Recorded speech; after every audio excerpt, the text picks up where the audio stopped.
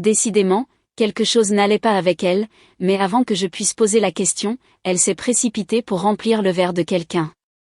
J'ai laissé le cadeau avec les autres et me suis frayé un chemin à travers la pièce, saluant les membres de la famille et acceptant les félicitations pour l'achat de la maison.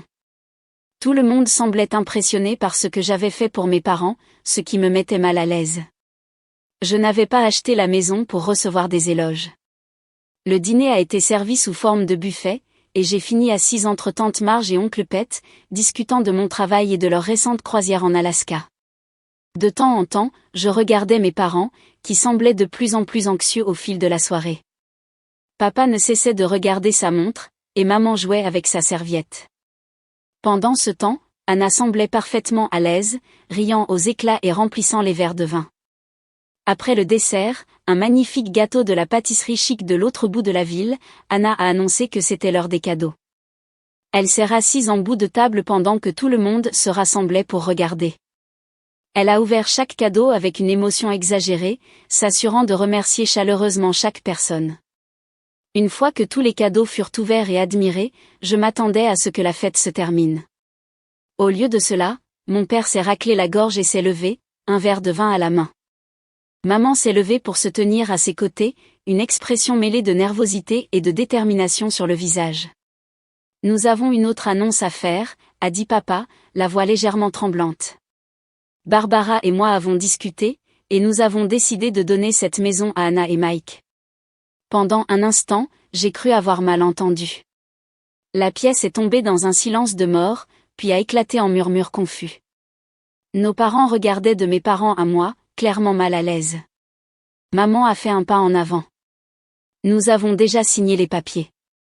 La maison sera transférée au nom d'Anna la semaine prochaine.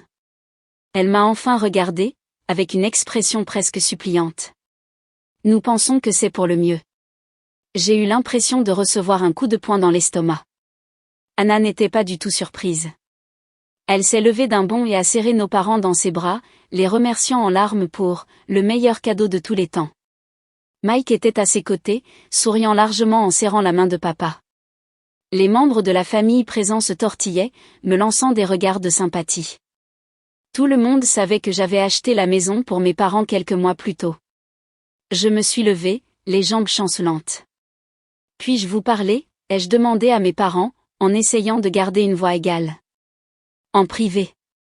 Nous quatre, mes parents, Anna et moi, sommes entrés dans la cuisine pendant que les invités faisaient semblant de ne rien remarquer. « Qu'est-ce qui se passe ?» ai-je demandé une fois la porte fermée.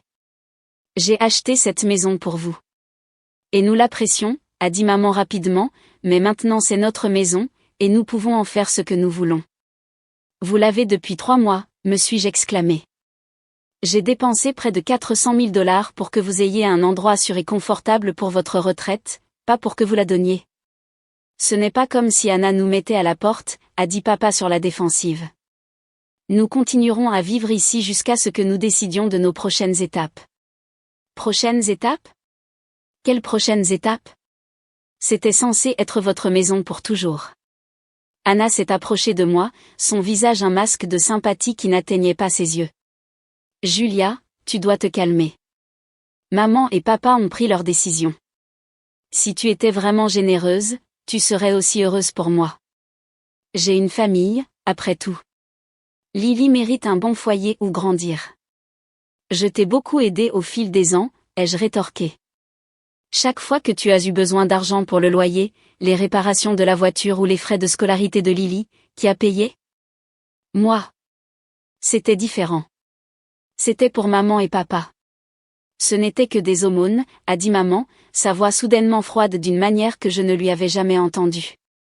Des solutions rapides pour que tu n'aies pas à t'impliquer réellement dans nos vies. Je l'ai regardée, stupéfaite. De quoi parles-tu ? Je vous ai acheté une maison. Et tu nous as rendu visite quoi, 4 fois depuis que nous avons emménagé, a ajouté papa. Anna vient plusieurs fois par semaine.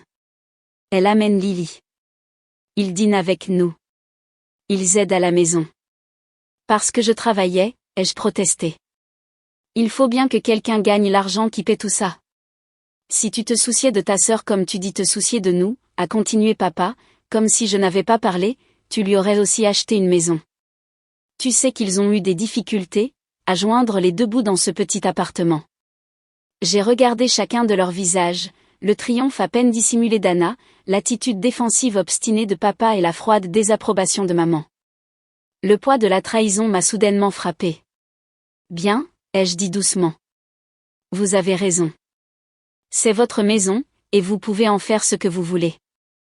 Je me suis retournée et suis revenue dans le salon, attrapant mon sac là où je l'avais laissé sur le canapé. J'ai hoché la tête avec raideur aux invités restants, dont certains ont essayé de m'arrêter avec des questions inquiètes, et je me suis dirigée vers la porte. Derrière moi, j'ai pu entendre Anna dire que j'étais dramatique, suivi de rires forcés. Le lendemain matin, mon téléphone a commencé à sonner avant même que j'aie bu mon café. Ma cousine Rachel, tante Marge, oncle Pet, tous appelaient pour prendre de mes nouvelles et exprimer leur incrédulité face à ce qui s'était passé. Pendant les semaines qui ont suivi, mes parents ont appelé quotidiennement. J'ai laissé chaque appel aller sur la messagerie vocale. Les messages ont commencé par des excuses, puis sont devenus irrités, pour finalement virer à la culpabilisation. Je les ai tous écoutés, mais je n'ai pas pu me résoudre à les rappeler. Qu'y avait-il à dire ? Je me suis plongée dans le travail avec une intensité renouvelée. Les semaines de 60 heures sont devenues des semaines de 80 heures. J'ai accepté des clients que personne d'autre ne voulait. Je me suis portée volontaire pour des voyages d'affaires qui me gardaient hors de la ville pendant des jours, n'importe quoi pour éviter de rester assise dans mon appartement vide avec mes pensées. 6 mois se sont écoulés de cette manière. L'automne a laissé place à l'hiver. J'ai refusé l'invitation habituelle pour Thanksgiving chez mes parents, ou chez Anna, je suppose. J'ai fait des plans pour passer Noël à Bali, seule. Mes parents ont cessé d'appeler aussi souvent, passant à 1 fois par semaine, puis à 1 fois toutes les 2 semaines. Un mardi soir de décembre, je suis rentrée du travail et je les ai trouvés debout devant mon immeuble, des valises à leurs pieds. Ils semblaient plus âgés, fatigués et déplacés contre l'architecture moderniste et élégante. « Qu'est-ce que vous faites ici ?» ai-je demandé, sans prendre la peine d'être polie. « Nous devons te parler » a dit maman. « S'il te plaît. » J'ai soupiré et les ai fait monter dans mon appartement. Ils ont échangé des regards avant que maman ne parle. Nous espérions pouvoir rester avec toi un petit moment, juste le temps que nous trouvions notre propre logement. Je les ai regardés, incrédules. Vous êtes sérieux ? Nous avons dû quitter la maison, a expliqué papa, sans me regarder dans les yeux. Anna et Mike voulaient faire des rénovations, et il n'y avait pas de place pour nous tous avec les travaux en cours. Alors, vous leur avez donné votre maison, et maintenant vous n'avez nulle part où vivre, ai-je dit sèchement.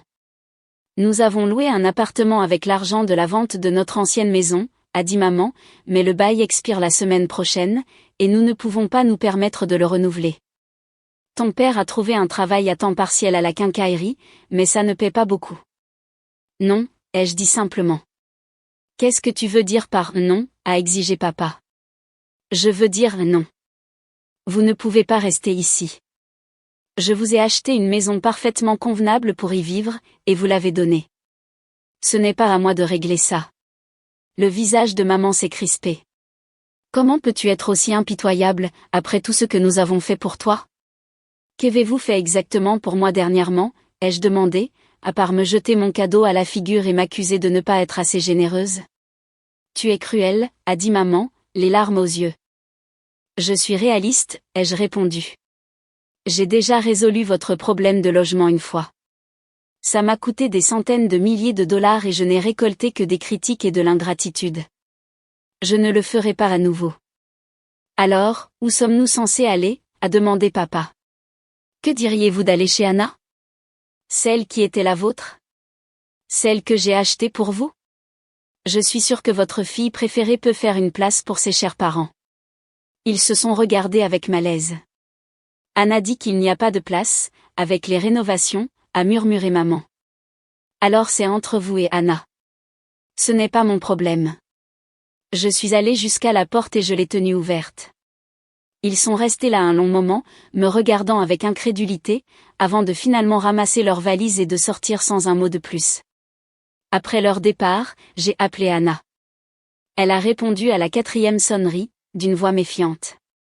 Maman et papa viennent de se pointer à mon appartement, s'attendant à emménager avec moi, ai-je dit sans détour. Ils ont dit que tu les avais mis dehors à cause des rénovations. Elle a ri avec dédain. Je ne dirais pas mis à la porte. Nous transformons la chambre d'amis en une vraie salle de jeu pour Lily. Ils auraient pu rester, mais ça aurait été à l'étroit. Et puis, c'est notre maison maintenant. C'était censé être leur maison, lui ai-je rappelé. Je l'ai achetée pour eux. Je n'ai pas besoin d'un autre sermon de ta part. Ils nous ont donné la maison, fin de l'histoire. Si tu te soucies tant de l'endroit où ils vivent, pourquoi ne les laisses-tu pas rester avec toi? Elle a raccroché avant que je puisse répondre. J'ai bloqué son numéro immédiatement après. Le lendemain, ma cousine Rachel m'a appelé pour me dire que mes parents avaient emménagé dans un petit appartement d'une chambre dans un quartier moins désirable de la ville. Papa avait pris un deuxième emploi à temps partiel comme gardien de sécurité de nuit, et maman cherchait du travail comme caissière. Il raconte à tout le monde que c'est ta faute, a dit Rachel, que tu les as cruellement rejetés dans leurs moments de besoin. Laisse-les dire ce qu'ils veulent, ai-je répondu. Je connais la vérité.